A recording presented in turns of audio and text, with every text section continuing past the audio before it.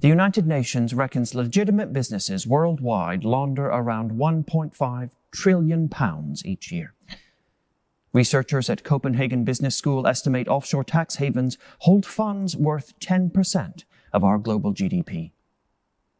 Although it's difficult to know the extent of hideaway places for money, they aren't a mystery. The entire financial system accommodates them. Leaders in this and other countries welcome investment from wealthy individuals without scrutiny. And as a result, the super-rich operate elite businesses and fund high-value projects. And they've done it with money originating from kleptocratic regimes, governments who use their wealth of their citizens to line their own pockets. Our world's economy gives those who seek it multiple means to wash their cash. Many are willing to turn a blind eye to the origins of money. It can come from places where external government oversight doesn't exist, into shell companies in places like Cyprus and the Bahamas, and then into legitimate activities. And these activities aren't just oil and tech businesses. They include donations to educational institutions, museums, and concert halls. Money buys status, and most importantly, influence. The chief priest and the leaders took Jesus to Pilate's headquarters, hoping Pilate would do some of their laundering. "We're not allowed to kill anyone," they told Pilate. "You do it for us." Maintaining their distance was important. They needed it to be a clean operation. They couldn't even enter the governor's palace. "Make this go away," they said. For centuries, governments like Pilate's have been doing the washing for the right people. This country has made a business of it.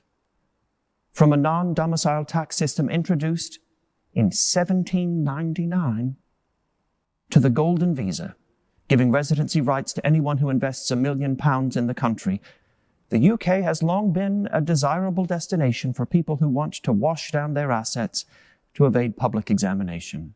We've made it easy for dirty money to finance our economy.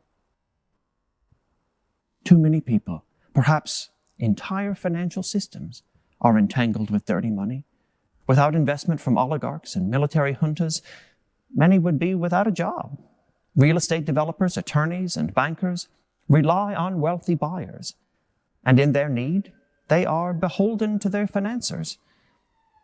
The disproportionately moneyed hold the purse strings.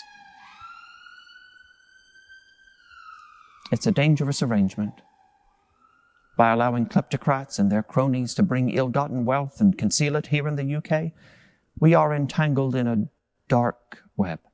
Our systems and the individuals who perpetrate them aid and abet theft, and often, even worse. Criminals are indemnified and rewarded, and we aren't simply complacent. We are co-conspirators. We've received multiple warnings about our relationship with those who operate unlawfully or immorally, yet we found it expedient to allow the connection to continue. It builds up market sectors. It's thought to be a necessary hazard in a globalized economy, and in many cases, including in pilots, it's considered pragmatic. Doing someone else's dirty work seems like a win-win until it comes to payday. When the proverbial loan comes due, we're in for a shock. These kleptocracies hold power, which they can use to manipulate and pressure government leaders if needed. They can use their links to homegrown institutions to destabilize and twist media coverage. And then we see what we owe when all the favors are called in. The war in Ukraine has brought to the fore how financial power is ensconced with dirty money. And again, we're presented, as we have been before, with an opportunity to examine and fix this problem. But will we? Or will we let it slide?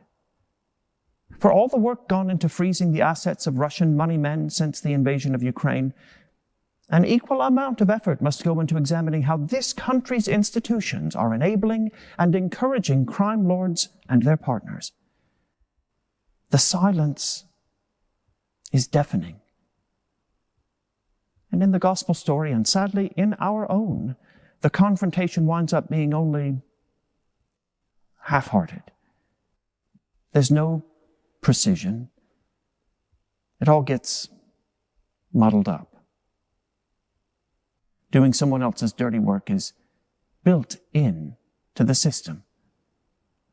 One hand washes the other.